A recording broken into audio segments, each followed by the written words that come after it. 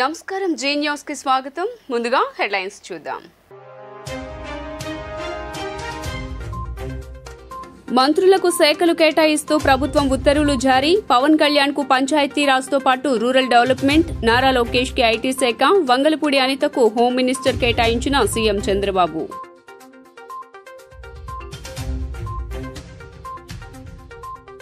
ఇటీవల ఎన్నికైన ఎంపీలతో పాటు రాజ్యసభ సభ్యులతో సమీక్ష నిర్వహించిన వైసీపీ అధినేత మాజీ సీఎం జగన్మోహన్ రెడ్డి కేంద్రానికి మన ఎంపీలు అవసరం ఉంది, ధైర్యంగా ఉండి ప్రజల తరపున పోరాటం చేయాలంటూ దిశానిర్దేశం.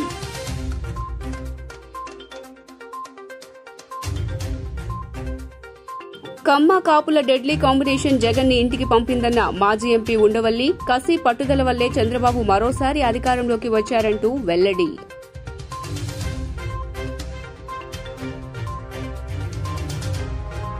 ఏపీ టీడీపీ నూతన అధ్యక్షుడిగా పల్లా శ్రీనివాస్, గాజువాక ఎమ్మెల్యేగా ఏపీలోనే అత్యధిక మెజారిటీతో ఎన్నికైన పల్లా శ్రీనివాస్. ఇక డీటెయిల్స్ చూస్తే ఏపీ మంత్రులకు సీఎం చంద్రబాబు శాఖలను కేటాయించారు.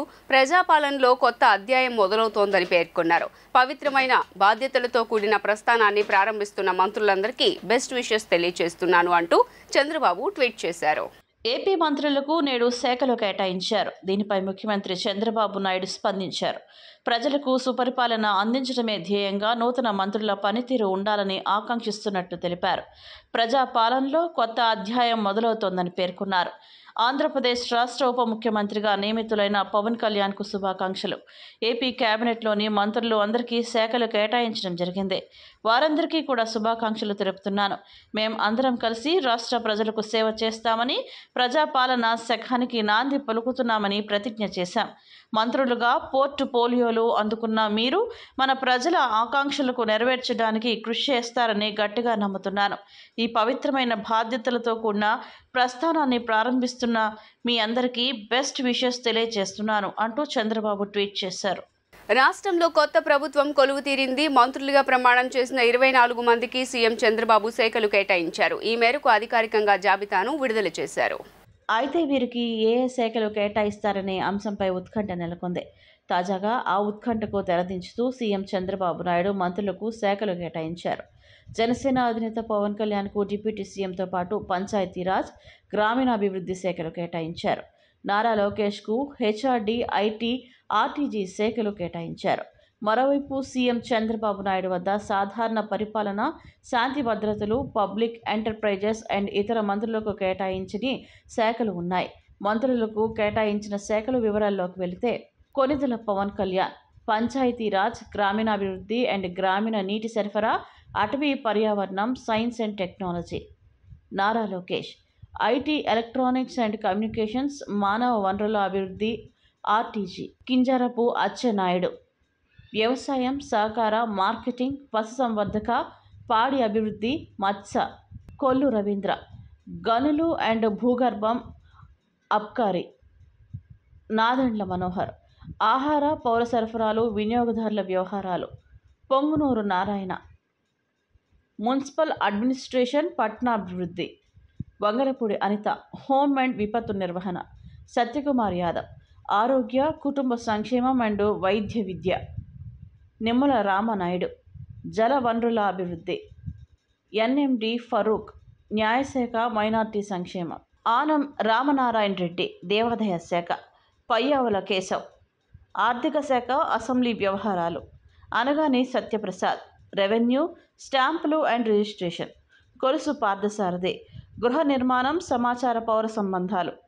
డోలా శ్రీ బాల వీరాంజనేయ స్వామి సాంఘిక సంక్షేమం, దివ్యాంగులు, వయోవృద్ధుల సంక్షేమం, సచివాలయం and village volunteer. Gottipati Ravikumar విద్యుత్. కందుల దుర్గేష్ టూరిజం, సాంస్కృతిక అండ్ సినిమాటోగ్రఫీ. గుమ్మడి సంధ్యారాణి మహిళా అండ్ శిశు సంక్షేమం, గిరిజన సంక్షేమం. బీసీ జనార్దన్ రెడ్డి రోడ్లు, భవనాలు, మౌలిక సదుపాయాలు, పెట్టుబడులు. టీజీ భరత్ పరిశ్రమలు అండ్ వాణిజ్యం, ఆహార శుద్ధి. ఎస్ సవిత బీసీ సంక్షేమం, హ్యాండ్లూమ్స్ అండ్ టెక్స్టైల్స్.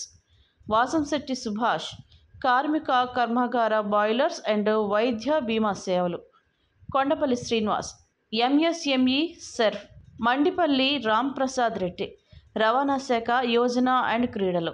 పార్లమెంట్లో ప్రజాహితమే ధ్యేయంగా నిర్ణయాలు తీసుకోవాలని వైసీపీ ఎంపీలకు జగన్ సూచించారు. మన పాలనకు ఇప్పటి ప్రభుత్వ పాలనకు తేడాను గుర్తిస్తారనే నమ్మకం, విశ్వాసం ఉన్నాయి.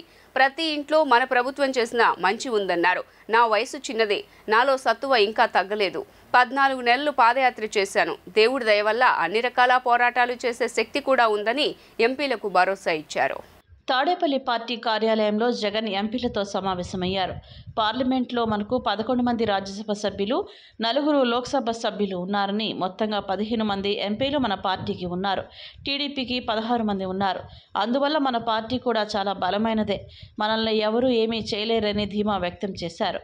మన ధైర్యంగా ఉండి ప్రజల తరపున పోరాటం చేయాలన్నారు.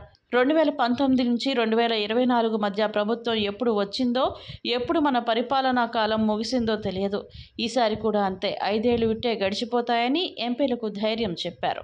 పార్లమెంట్లో వ్యవహరించేటప్పుడు ప్రజాహితమే ధ్యేయం కావాలని, రాష్ట్ర ప్రయోజనాలు, దేశ ప్రయోజనాలను దృష్టిలో ఉంచుకొని అంశాల వారీగానే మద్దతు ఉంటుందన్నారు. ఎవరికైనా కానీ అంశాల వారీగానే మద్దతు ఉంటుందన్నారు. పార్టీ విధి విధానాల ప్రకారం ఎంపీలు ముందుకు సాగాలని సూచించారు.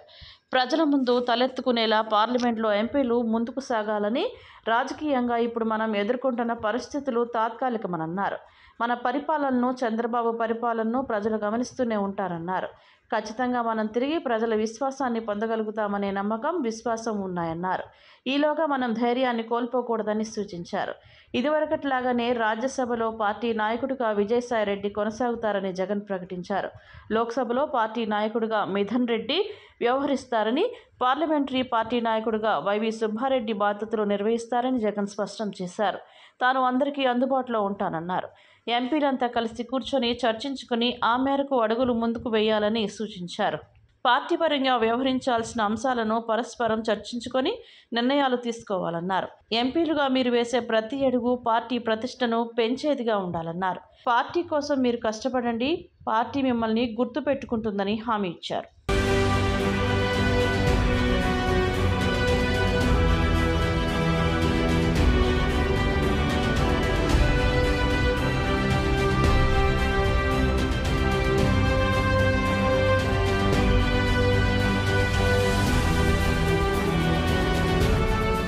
కూటమి ఏర్పాటులో కీలకంగా వ్యవహరించిన జనసేన అధినేత పవన్ కళ్యాణ్కు అదే స్థాయిలో ముఖ్యమంత్రి చంద్రబాబు కీలక బాధ్యతలు అప్పగించారు.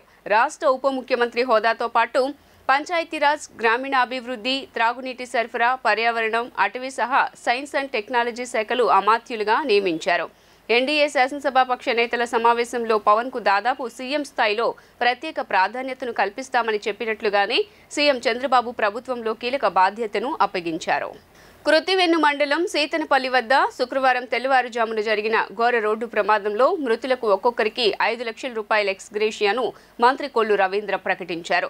ఈ ప్రమాదంలో కాకినాడ, అంబేద్కర్ జిల్లాకు చెందిన 6 మృతి చెందగా మరో 4 తీవ్రంగా గాయపడ్డారు. మచిలీపట్నంలోని జిల్లా ప్రభుత్వ ఆసుపత్రిలో చికిత్స పొందుతున్న క్షతగాత్రులను పరామర్శించిన రవీంద్ర ఎక్స్గ్రేషియాను ప్రకటించారు. చేపలు చెరువుల్లో చేపలు పట్టే కోసం వాళ్ళు అక్కడి నుంచి రాత్రి 1 గంటకు బయలుదేరి వస్తూ మార్గ మధ్యంలో 4:30 గంటలకి దోస్తు వెహికల్కి అలాగే కంటైనర్కి ఓవర్టేక్ చేసే సందర్భంలో ఈ యాక్సిడెంట్ సంభవించింది. స్పాట్లోనే మరి 6 చనిపోవడం అనేది చాలా దురదృష్టం. అంతా కూడా నిద్రలో ఉండగానే వాళ్ళు మృత్యువాత పడ్డారు. మిగతా 5 కూడా ఇప్పుడు వాళ్ళందరికీ కూడా ట్రీట్మెంట్ చేస్తూ ఉన్నారు. ఫ్రాక్చర్స్ ఉన్నాయి. అలాగే కొంత అబ్డామిన్ కూడా కొంత ఇంజరీ ఉందని చెప్తా ఉన్నారు. ఒక అతన్ని మటుకు ఇమీడియట్గా విజయవాడకి షిఫ్ట్ చేస్తూ ఉన్నారు. ప్రాణాపాయ పరిస్థితి అయితే లేదు, కానీ ఇమీడియట్గా అతనికి సర్జరీ చేయాల్సినటువంటి పరిస్థితి ఉంటుంది కాబట్టి ఇమీడియట్గా చేయడం జరుగుతూ ఉంది. ఎందుకంటే చాలా అందరూ కూడా ఫిషింగ్ చేయడం కోసం వచ్చారు. అందులో అన్ని సామాజిక వర్గాలు ఉన్నారు. మత్స్యకారులు ఉన్నారు, కాపు సోదరులు ఉన్నారు, ఎస్సీ సోదరులు ఉన్నారు, అందరూ కూడా ఉన్నారు దాంట్లో. ఇది చాలా బాధాకరం. మరి దీని మీద చాలా తీవ్రమైనటువంటి విచారాన్ని వ్యక్తం చేస్తూ మరి చంద్రబాబు నాయుడు గారి విషయం తెలిసిన వెంటనే ఆయన కూడా మమ్మల్ని అందరూ కూడా అప్రమత్తం చేయడం జరిగింది. మరి ఇమీడియట్గా వెళ్ళమంటే మేము కూడా ఇక్కడ బయలుదేరి రావడం, మరి కలెక్టర్ గారు అలాగే పెద్దలందరూ కూడా డిస్కస్ చేసి ఇమీడియట్గా ఆ కుటుంబాలకి 5 లక్షల రూపాయలు ఎక్స్గ్రేషియా కింద ఇమీడియట్గా సాయంత్రం లోపు వాళ్ళ చెక్కులు కూడా 5 లక్షల రూపాయలు అందించడం జరుగుతుంది.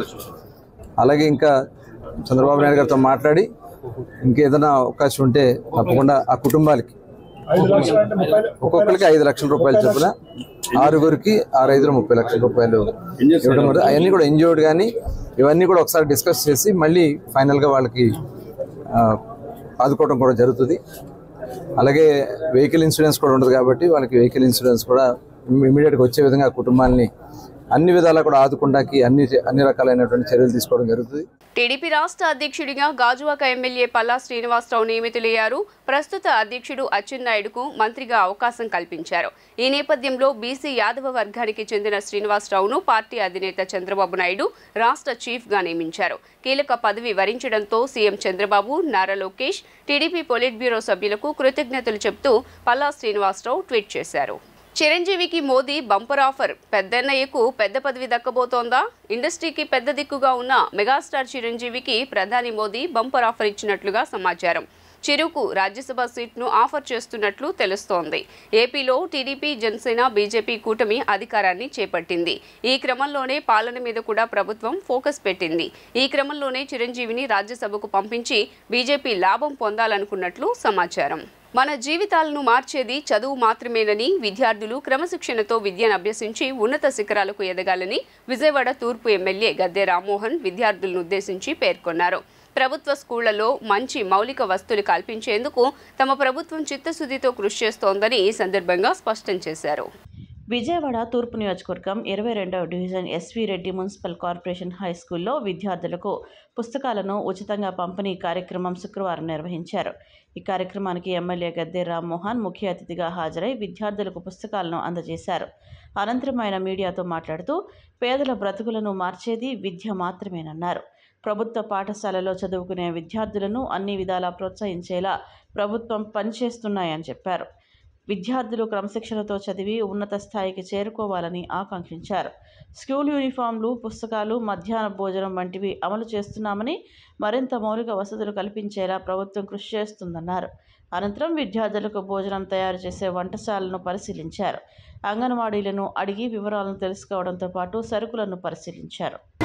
విద్యార్థుల శ్రేయస్సు, వాళ్ళ భవిష్యత్తు తీర్చిదిద్దే విద్యని ఇంకా ముందుకు తీసుకెళ్లాలని, దానికి విద్యార్థి దశ నుంచే వాళ్ళకు ఉన్న ఇంట్రెస్ట్ని స్కిల్ సెన్సెస్ అనే ఒక కార్యక్రమం ద్వారా వాళ్ళ మనసు తెలుసుకొని మనసుకు నచ్చిన పని జీవితంలో చేసుకునే విధంగా తీర్చిదిద్దే దానిలో కానీ, మధ్యాహ్న భోజనం పథకంలో కానీ పిల్లలకి అన్ని సౌకర్యాలు కల్పించి తల్లిదండ్రుల మీద భారం పడకుండా పేదవారి పిల్లలు చదువుకునే కార్యక్రమాలు, ఇలాంటి కిట్లు పంపిణీ కానీ, ప్రతి ఒక్క పిల్లలు కూడా తమ మంచి సౌకర్యాలు కలిగిన స్కూల్లో చదువుకున్నాం అనే భావన కలిగించడంలో కానీ, ఇదంతా కూడా పిల్లల చదువుల నుంచి దృష్టి మరలకుండా వాళ్ళు ఉన్నత చదువుల వరకు వెళ్ళాలనే ఒక వాతావరణాన్ని క్రియేట్ చేయడానికి, పిల్లల్లో డ్రాప్ అవుట్స్ లేకుండా మధ్యలోనే ఆగిపోకుండా ముందుకు వెళ్ళడానికి ఏర్పాటు చేసిన సౌకర్యం. తెలుగుదేశం పార్టీ అధికారులకు వచ్చిన దగ్గర నుంచి 1982 నుంచి కూడా ఎప్పటికప్పుడు అవకాశం ఉన్నంత మేరకు పిల్లల్లో డ్రాప్ అవుట్స్ తగ్గించడానికి, ఒక సమయంలో అయితే ఎవరైనా తల్లిదండ్రులు పిల్లల్ని చదువు మాన్పిస్తే ఆ తల్లిదండ్రులు అరెస్ట్ చేసైనా సరే పిల్లల్ని స్కూల్కి తీసుకురావాలని ఒక కాన్సెప్ట్తో కూడా నారా చంద్రబాబు నాయుడు గారు ముందుకెళ్ళిన సంగతి ఒకసారి గుర్తు చేస్తాం.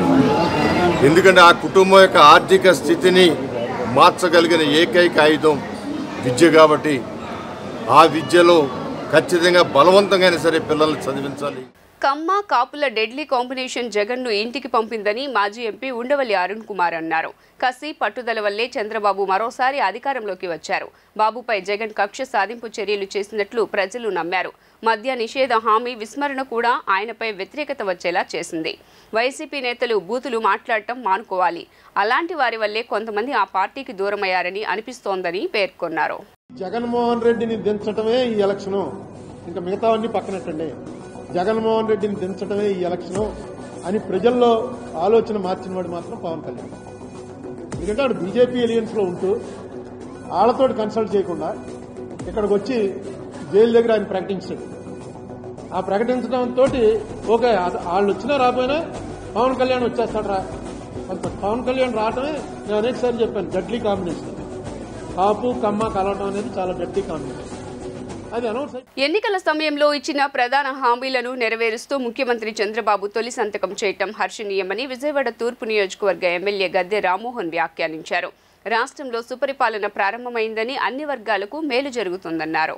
ముఖ్యమంత్రిగా చంద్రబాబు బాధ్యతలు చేపట్టిన వెంటనే ప్రధాన హామీలు అమలు చేస్తూ తొలి సంతకం చేయడం టీడీపీ శ్రేణులు సంతోషం వ్యక్తం చేశారు. ఈ సందర్భంగా విజయవాడ అశోక్ నగర్లోని ఎమ్మెల్యే గద్దె రామ్మోహన్ కార్యాలయం వద్ద సంబరాలు చేసుకున్నారు.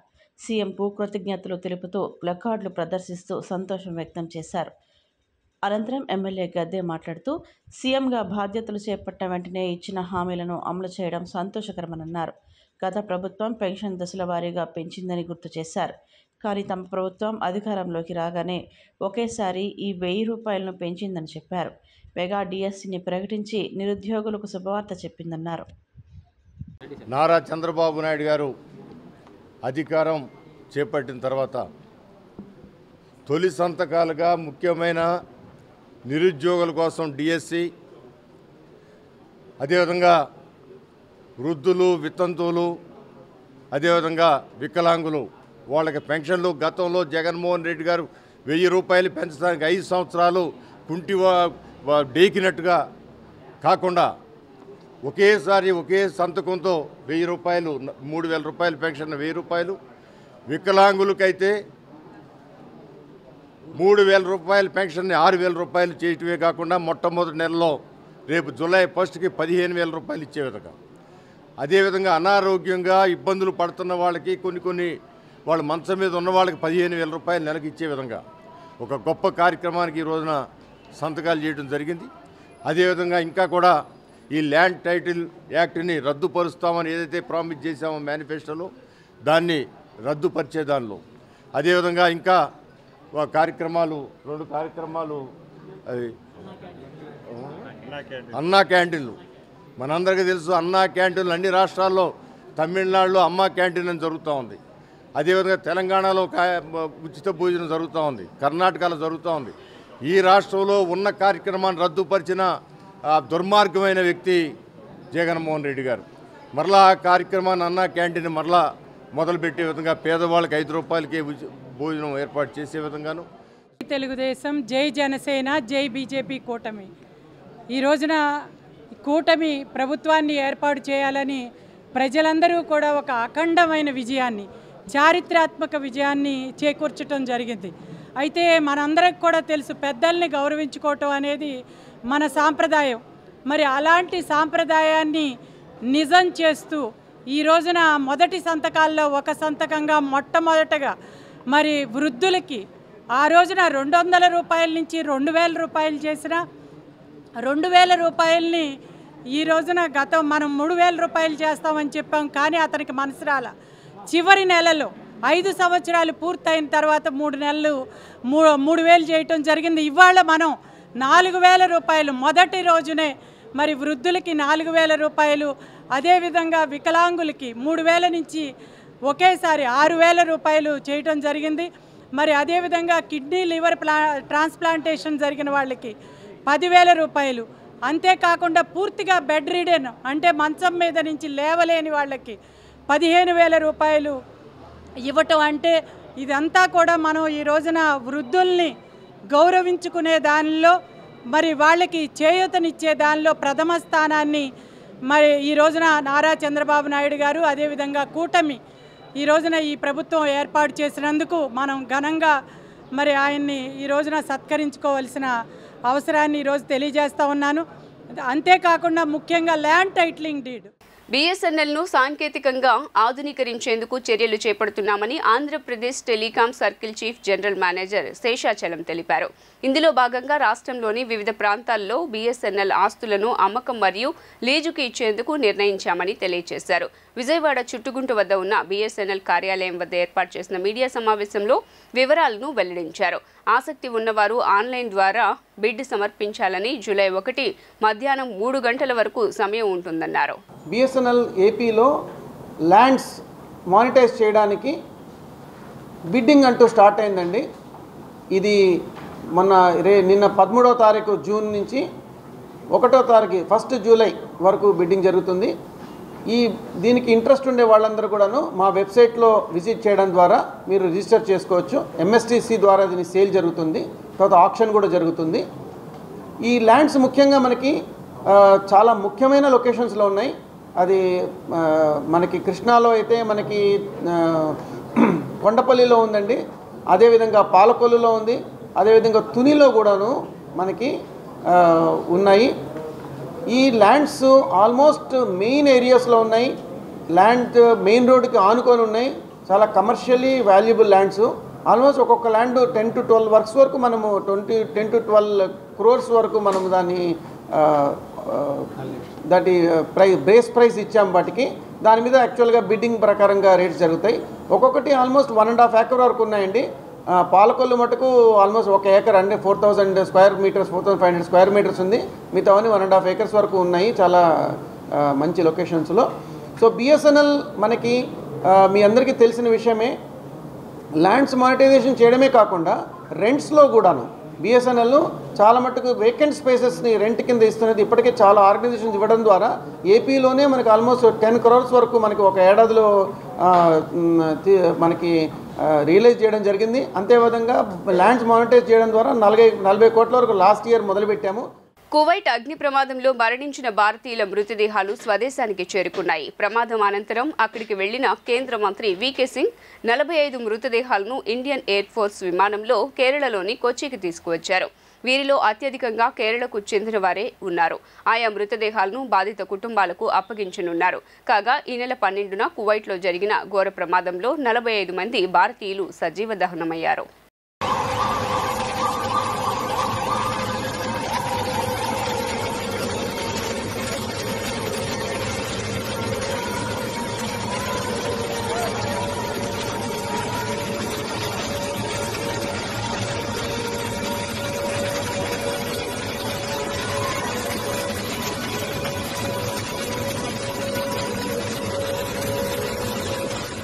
వార్తలు ముగించే ముందు హెడ్లైన్స్ మరోసారి. మంత్రులకు శాఖలు కేటాయిస్తూ ప్రభుత్వం ఉత్తర్వులు జారీ. పవన్ కళ్యాణ్ కు పంచాయతీరాజ్తో పాటు రూరల్ డెవలప్మెంట్, నారా లోకేష్ కి IT శాఖ, వంగలపూడి అనితకు హోమ్ మినిస్టర్ కేటాయించిన సీఎం చంద్రబాబు.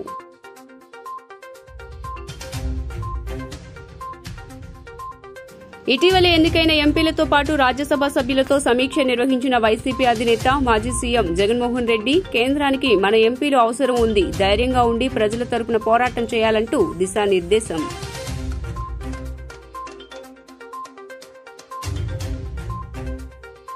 కమ్మ కాపుల డెడ్లీ కాంబినేషన్ జగన్ ని ఇంటికి పంపిందన్న మాజీ ఎంపీ ఉండవల్లి, కసి పట్టుదల వల్లే చంద్రబాబు మరోసారి అధికారంలోకి వచ్చారంటూ వెల్లడి.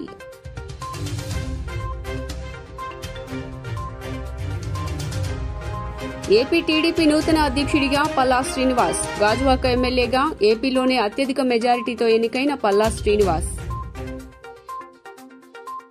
జీ న్యూస్ ఇంతటితో సమాప్తం. తిరిగి వార్తల్లో మళ్లీ కలుద్దాం. అంతవరకు సెలవు. నమస్కారం.